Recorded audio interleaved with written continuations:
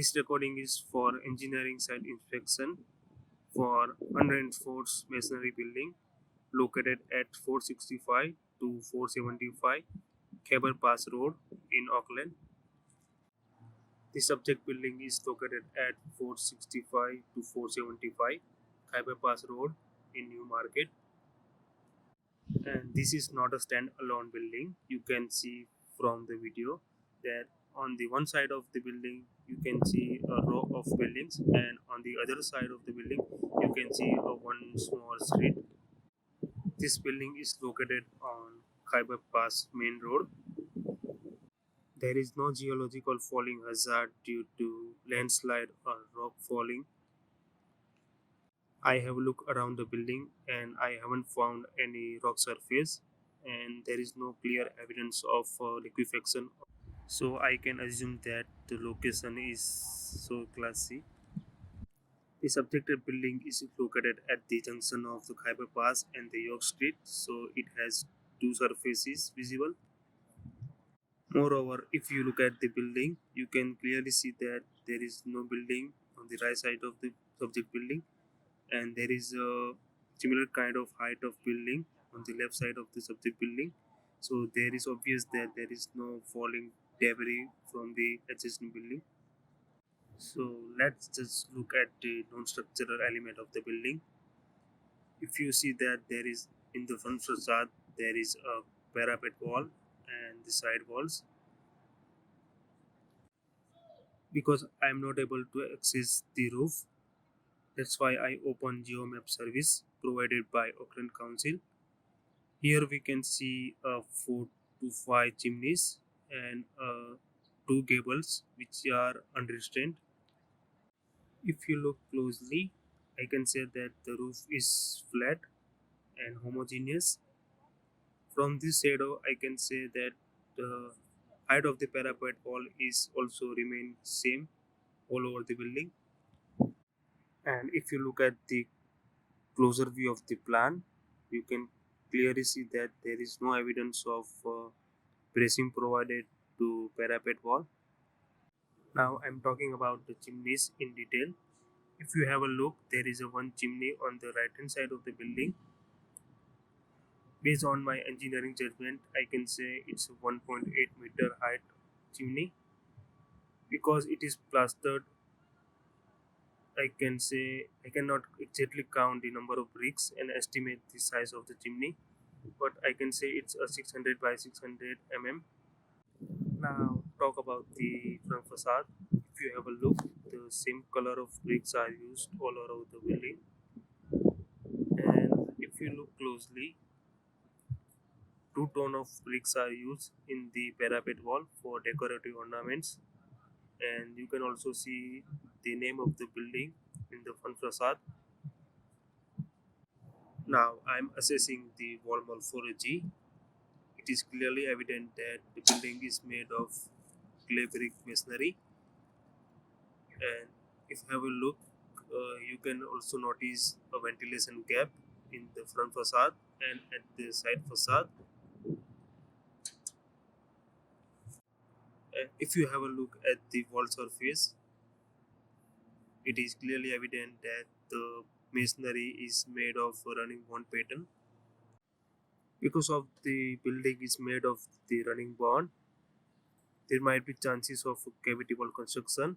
So I consulted Auckland Council Library and I requested for the old building plans. And if I look at the building plans, I can clearly see that the the side walls are made of cavity walls. I was looking around the building and I found a hole in the brick wall.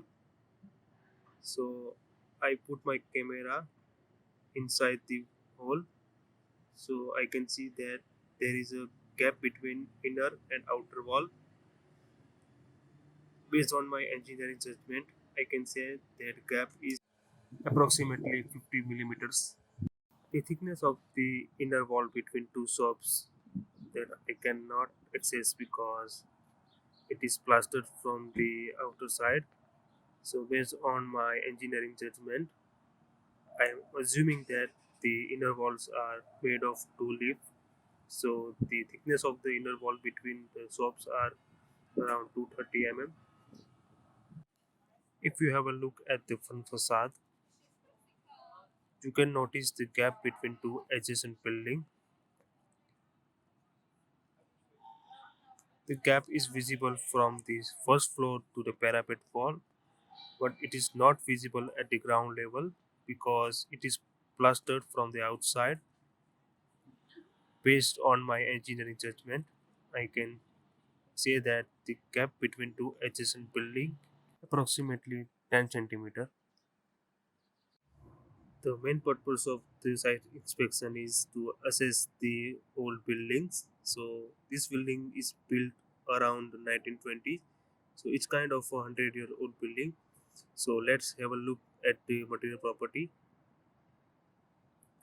So let's talk about the brick and mortar condition.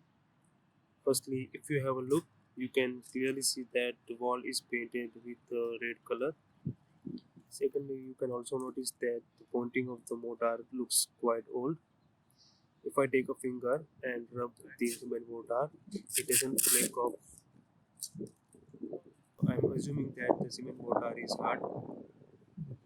And now, if I take my key and scratch the brick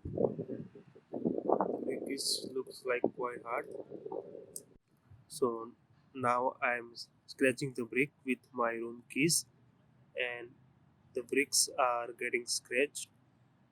Also, it doesn't cut off the bricks, so I can believe that the bricks are very strong.